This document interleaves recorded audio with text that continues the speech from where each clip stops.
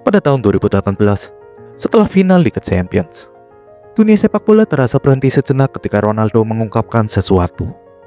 Bermain bersama Real Madrid merupakan pengalaman yang indah. Ungkapan itu jelas bukanlah sesuatu yang biasa. Di satu sisi, semua orang mengira dia sedang ngelantur. Tapi di sisi lain, bagi para penggemar yang tahu siapa dirinya, hanya berpikir bahwa ini sudah waktunya. Rumor itu mencapai puncaknya hingga Piala Dunia seolah terlupakan sejenak. Dan akhirnya, dia bergabung dengan Juventus. Itu luar biasa. Sekali lagi dia telah membawa klub ke level kejayaan yang belum pernah terjadi sebelumnya, hanya untuk pergi saat berada di puncak.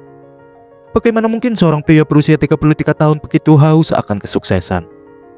Seperti yang dia katakan sendiri dalam presentasinya, beberapa pemain pada usia itu akan pergi ke Qatar atau Amerika Serikat. Tapi dia berbeda.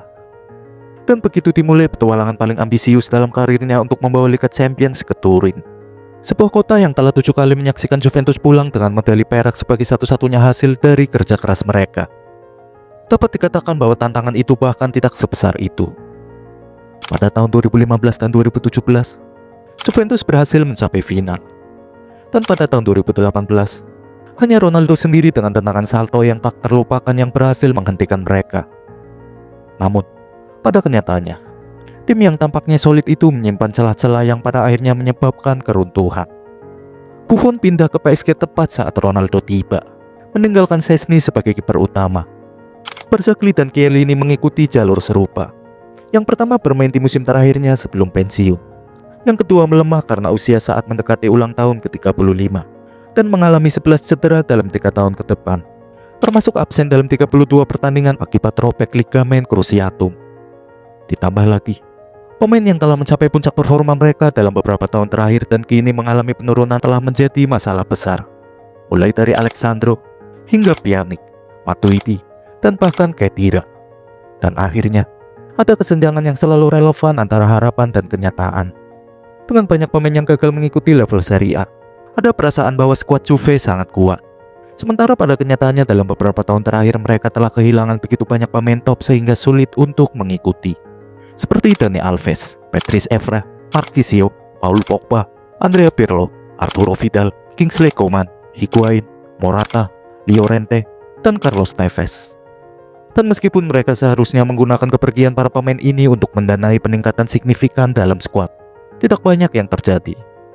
Ada penandatanganan yang mengesankan dari Joao Cancelo dan Douglas Costa yang ternyata tidak berhasil karena cedera dan masalah lain yang terbukti jauh kurang berguna dari yang diharapkan.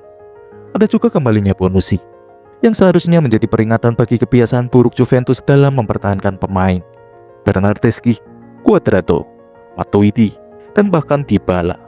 Beberapa tahun lalu adalah perekrutan lain yang seharusnya memiliki dampak yang jauh lebih besar pada skuad. Semua ini menghasilkan tim yang lebih seperti tampilan luar daripada sesuatu yang memiliki substansi nyata. Cristiano akan menghadapi tugas yang jauh lebih sulit daripada yang dia sadari. Dan begitu dimulai musim pertama, secara domestik, ini akan menjadi musim yang paling mudah. Meskipun kedatangan Cristiano telah menarik banyak perhatian ke Liga, bursa transfer telah ditutup sebelum tim-tim lain memiliki kesempatan untuk memanfaatkannya. Juventus dengan mudah meraih gelar juara, finish 11 poin di atas Napoli. Akan tetapi, beberapa tanda awal sudah terlihat. Juventus kalah di Coppa Italia untuk pertama kalinya dalam 4 tahun, hanya menang 1 kali dari 9 pertandingan terakhir mereka. Ingatlah bahwa pada satu titik mereka unggul 20 poin dari Napoli. Ronaldo menutup musim sebagai pemain yang memenangkan poin terbanyak untuk timnya di seluruh Eropa, dengan total 31 poin di semua kompetisi. Selisihnya sangat jauh. Dia selalu menyelamatkan tim di menit-menit akhir. Ingatlah bahwa dari 6 hasil imbang yang mereka dapatkan musim ini, hanya dalam satu kesempatan pemain lain selain Ronaldo yang berhasil menyamakan skor. Bagaimanapun, mereka telah memenangkan Liga dan fokus musim ini tertuju pada Liga Champions. Namun, segalanya berjalan salah ketika 29 menit setelah debutnya. Ronaldo mendapat kartu merah dan larangan bermain 1 pertandingan, yang menurut saya merupakan keputusan wasit yang sangat keras. Ketika Ronaldo kembali, dia bermain melawan Manchester United dan mencetak salah satu gol terbaik musim ini untuk Juventus. Kemudian dia juga memberikan assist untuk gol kemenangan melawan Valencia dan gol tunggal Juventus melawan Young Boys. Babak sistem gugur mempertemukan Juventus dengan Atletico de Madrid. Sayangnya, Ronaldo seperti hantu bagi mereka. 4 hat-trick pernah dicetaknya melawan Atletico Simeone. Selain itu, terakhir kali mereka tersingkir oleh tim yang tidak termasuk Cristiano adalah pada tahun 2009. Seperti yang bisa dibayangkan, penggemar Atletico Madrid sangat senang ketika Ronaldo secara tidak sengaja membiarkan bola masuk ke dalam gawang, membuat skor leg pertama menjadi 2-0 untuk Atletico. Mereka mencemoohnya, berteriak nama Ronaldo. Simeone bahkan merayakannya dengan memamerkan selangkangannya. Sementara Ronaldo berdiri di sana untuk menonton.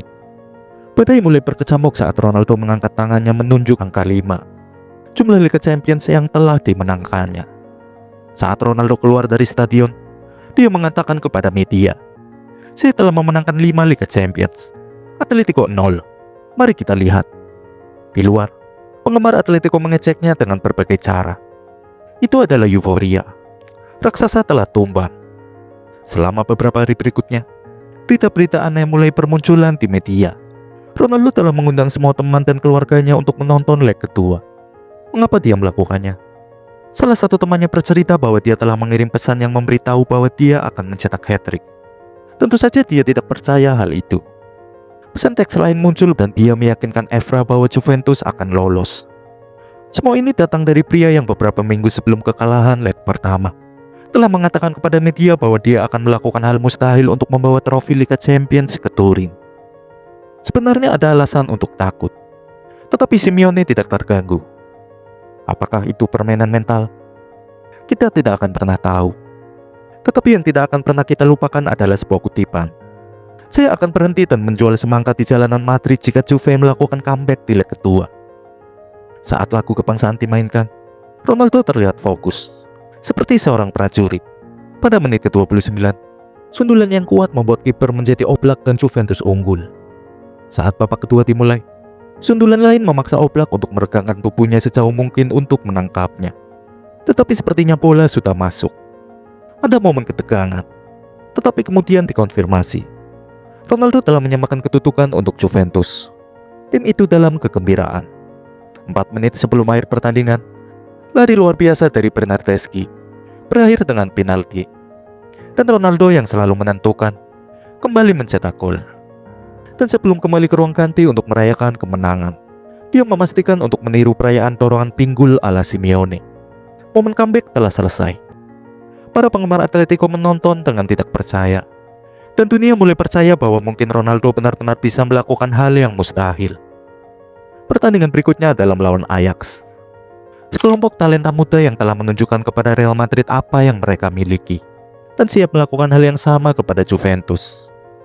Ronaldo membawa Juve unggul dengan sundulan luar biasa setelah umpan silang Cancelo yang sempurna dan pergerakan tanpa bola yang paling mengesankan yang bisa ditawarkan sepak bola. Sayangnya, Juve tidak berhasil mempertahankan hasil tersebut, dan skor akhir adalah imbang 1-1. Ada keunggulan gol tandang bagi Juventus saat mereka menuju leg kedua di kandang, dan semakin jelas bahwa mereka akan lolos setelah Ronaldo kembali muncul tiba-tiba untuk mencetak gol melalui sundulan dan membawa Juventus unggul. Ronaldo telah mencetak 5 gol dalam 200 menit terakhir pertandingan, dan kini ia hanya bisa berharap agar Juventus tidak terus kebobolan. Tetapi kita semua tahu bagaimana akhirnya. Pertama, seolah-olah pertandingan tertidur lelap saat Van de Beek yang mereka anggap offside ternyata sendirian dengan kiper dan mencetak gol. Kemudian 3 pemain terlibat dalam duel udara yang sama dengan De Ligt, dan tetap saja ia berhasil mencetak gol, mengantar Juventus keluar dari Liga Champions. Musim telah berakhir, mengikuti serangkaian kekalahan yang telah saya sebutkan sebelumnya. Begitu pula dengan Allegri. Dan beberapa bulan sejak kedatangannya di klub, Ronaldo sudah menyaksikan pergantian manajer pertama. Selama setahun terakhir, selain Ronaldo yang memenangkan penghargaan pemain terbaik Serie A dan finish di posisi ketiga dalam Ballon d'Or, setelah memenangkan National League bersama Portugal sebagai pencetak gol terbanyak di turnamen, sorotan utama tim adalah Joao Cancelo, yang seolah-olah selalu mampu menembus barisan pertahanan tim lawan sebelum memberikan umpan silang luar biasa kepada Ronaldo. Dan Moise Kean, seorang remaja yang terkadang tampak seperti mini Ronaldo, sering muncul di saat paling dibutuhkan. Sehingga Juventus memiliki ide brilian untuk menjual keduanya dengan total 56 juta pounds plus Danilo, yang hampir dibenci oleh fans karena kedua tim terakhirnya. Meski harus diakui setelah pindah ke posisi bek tengah, dia bermain cukup solid untuk Juve. Selain itu, mereka juga akan menjual Spinazzola, Pemain yang saya harapkan mendapat lebih banyak waktu bermain, tetapi dianggap sebagai beban oleh pelatih baru Maurizio Sarri. Saya yakin jika kalian menonton Euro 2020, kalian sekarang tahu bahwa Spinazzola jauh lebih dari sekedar beban. Ini adalah jenis bisnis yang membuat saya benar-benar putus asa saat menonton Juventus dalam beberapa tahun terakhir. Meskipun bisnis ini mendanai kedatangan De Ligt, Cristiano Romero, Luca Pellegrini, dan Demiral. Semua rekrutan hebat jika bukan karena fakta bahwa Sarri meminjamkan Romero dan Pellegrini. Bahkan terkadang seolah bersikap bahwa Demiral tidak ada. Pemain lain yang datang adalah Rabiot dan Ramsey. Keduanya secara gratis. Yang akan luar biasa jika bukan karena fakta bahwa siapapun yang menonton mereka bermain untuk Juve akan tahu mengapa mereka menjadi agen bebas. Di bawah Sarri, Juve menunjukkan tanda-tanda kesuksesan pertama secara domestik. Tetapi mari kita fokus pada fase grup Liga Champions terlebih dulu. Jujur saja, Ronaldo tampil buruk. Hingga awal Desember dia jelas tampil di bawah standar. Hanya mencetak 6 gol dalam 15 pertandingan. Meski harus diakui dia mengalami 2 cedera ringan selama periode itu. Meskipun demikian, Juve tampil cukup baik di bawah arahan Sarri dan berada di posisi ketua klasemen, tertinggal 1 poin dari Inter. Namun, binatang buas itu terbangun dan Ronaldo mencetak gol dalam setiap pertandingan Liga antara November dan pertandingan terakhir sebelum jeda pandemi, yaitu 11 pertandingan berturut-turut, menyamai rekor sepanjang masa Liga untuk rentetan gol. Dan begitu saja, Juventus berada di puncak klasemen. Sayangnya, mereka juga baru saja memainkan leg pertama babak 16 besar melawan Lyon dan kalah. Itu sudah cukup untuk menghancurkan kepercayaan diri tim, mengingat sebagian besar pemain jelas menunjukkan mentalitas yang lemah. Tetapi kemudian datanglah pandemi, 3 bulan tanpa sepak bola, dan itu menghancurkan mereka. Saat mereka kembali, mereka kalah di final Coppa Italia dan mengalami rentetan performa buruk, membuang 13 poin dalam 7 pertandingan. Meskipun Ronaldo menyelesaikan musim dengan 15 gol dan assist dalam 12 pertandingan. Penampilan ini terbukti krusial bagi Juve, yang finish di Liga hanya 1 poin di atas Inter. Jelas Ronaldo melakukan keajaiban. Faktanya, 37 gol yang dia cetak musim itu adalah rekor gol terbanyak yang pernah dicetak oleh pemain Juve dalam 1 musim. Bahkan Del Piero sendiri, salah satu legenda terbesar klub, hanya mencetak 32 gol dalam musim terbaiknya. Di musim di mana dia memiliki rekan setim seperti Inzaghi, Zidane, dan Edgar Davids, bukan seperti Higuain, Rabiot, dan Matuidi. Setelah berakhirnya musim, Liga Champions kembali dilanjutkan dan turnamen tersebut dimainkan di Portugal. Ada sejuta alasan bagi Ronaldo untuk memastikan timnya tetap bertahan di kompetisi ini. Dan dia berusaha sekuat tenaga. Mencetak 2 gol di leg kedua, termasuk gol yang luar biasa dari luar kotak penalti di mana seolah-olah hanya melewati celah di antara para bek. Namun itu belum cukup. Juve kebobolan dan mereka tersingkir karena gol tandan. Sekali lagi, pelatih dipecat. Ada pembicaraan tentang Guardiola. Tetapi Juve memutuskan untuk merekrut Andrea Pirlo sebagai pelatih yang belum pernah melatih tim manapun bahkan di level junior. Tentu saja dia adalah pemain hebat, tetapi ini pasti akan berantakan. Mereka menukar Pjanic dengan Arthur, mendatangkan McKennie dari Schalke, Morata kembali, dan satu hal baik dari bursa transfer itu, mereka membuang banyak pemain tidak berguna dan merekrut Federico Chiesa yang luar biasa. Satu catatan terakhir, mereka juga kembali meminjamkan Pellegrini dan menjual Romero ke Atalanta. Dan untuk yang satu ini, saya harus mengatakan dia memenangkan penghargaan bek terbaik Serie A. Mereka hampir saja mendapatkan pertahanan terbaik di Liga. Apa yang salah dengan klub ini? Jujur saja, musim ini tim tersebut tidak bermain jauh lebih buruk daripada tim Sarri. Mereka hanya lebih konsisten dalam bermain buruk. Tim Juve asuhan Sarri mengalami banyak periode performa yang buruk. Sementara tim Pirlo terus-menerus mengecewakan semua orang dengan performa mereka yang biasa-biasa saja. Pirlo hanya mendapat 5 poin lebih sedikit daripada Sarri. Perbedaannya adalah Pirlo finish di posisi keempat di klasemen, sementara Sarri finish di posisi kelima. Jadi mengapa tim-tim lain bermain begitu baik? Pertama-tama, daya tarik baru Serie A telah mendatangkan lebih banyak uang, yang berarti klub-klub dapat melakukan transfer yang sebelumnya tidak tersedia bagi mereka. Pemain seperti Lukaku, Hakimi, dan Ibrahimovic bergabung dengan rival Juventus, dan membuat hidup mereka menjadi lebih sulit. Selain itu, Gasperini telah mengubah Atalanta menjadi sensasi serangan Eropa. Jadi Pirlo memang tidak terlalu baik, tetapi dia juga sangat sial dengan kartu yang dia dapatkan. Musim Liga Champions ini hanyalah kekecewaan lain. Ronaldo mencetak gol atau memberikan assist di setiap pertandingan fase grup. Tetapi ketika mereka bertemu Porto di babak 16 besar, Juventus kebobolan di menit pertama saat Bentancur seolah-olah memberikan gol kepada lawan. Kemudian Porto mencetak gol lagi. Dan sekali lagi kita hanya bisa bertanya-tanya apakah para bek benar-benar tidak fokus dalam pertandingan ini.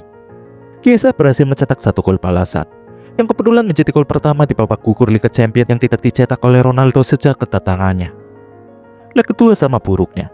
Pada menit ke-19 Porto mendapat penalti dan unggul. Kemudian Ronaldo memberikan assist kepada Chiesa, yang mencetak 2 gol dan membawa pertandingan ke babak tambahan, di mana Szczęsny kebobolan tendangan bebas yang memalukan, yang kembali dieksekusi oleh Sergio Oliveira. Rabiot masih berhasil mencetak gol lain, tetapi Juventus tersingkir karena gol tandang. Namun, setidaknya kali ini tidak terlalu menyakitkan bagi Ronaldo, yang juga tidak tampil terlalu baik. Juventus menutup musim dengan memenangkan Coppa Italia. Dan meskipun penampilan liga mereka buruk, Ronaldo akhirnya menjadi top skor dengan total 36 gol di semua kompetisi. Karena rekor gol terbanyak dalam satu musim untuk Juventus saja tidak cukup, dia juga harus mengambil posisi kedua. Dan setidaknya itu adalah sesuatu yang bisa dibanggakan dari musim yang sebaliknya bisa menjadi pemborosan waktu. Selama musim panas, dia ikut serta dalam Euro 2020, berkontribusi dalam 6 gol selama 3 pertandingan fase grup, sebelum tersingkir oleh Belgia di babak 16 besar meskipun Portugal mendominasi pertandingan. Meskipun demikian, dia tetap berhasil menempatkan sesuatu dari situ, karena dia memenangkan sepatu emas Euro untuk pertama kalinya. Setelah itu, Pirlo akhirnya dipecat dan digantikan oleh tentu saja Allegri, pelatih yang merekrut Ronaldo 3 tahun sebelumnya. Apa yang terjadi dengan Juventus yang terus bolak-balik antara menjual dan merekrut kembali pemain? Mereka membeli Amerikan dan menjualnya setelah 1 musim. Begitu juga dengan Cancelo dan Demiral. Mereka menjual Kean dan Bonucci hanya untuk membelinya kembali setelah 1 musim. Mereka membeli Higuain seharga 90 juta euro hanya untuk menjualnya setelah 2 musim dan kemudian membelinya kembali. Saya benar-benar tidak mengerti. Seolah-olah mereka selalu membuat keputusan yang salah. Dan bahkan ketika mereka membuat keputusan yang benar, mereka akhirnya menjual pemain tersebut dengan harga murah setelah 1 musim. Bagaimanapun, saat itu Allegri segera mulai membuat komentar-komentar santai tentang bagaimana Ronaldo tidak akan menjadi starter reguler 100%. Dan dengan cepat rumor-rumor mulai beredar bahwa dia akan bergabung dengan PSG, City, dan tiba-tiba dia telah menandatangani kontrak dengan Manchester United. Banyak yang berpikir Ronaldo bertanggung jawab atas kegagalan Juventus dalam beberapa tahun terakhir. Tetapi saya sangat tidak setuju. Saya yakin dia adalah satu-satunya alasan mengapa Juventus berhasil bertahan saat itu. Mereka adalah tim yang hampir runtuh. Sekian cerita kali ini. Sampai jumpa minggu depan.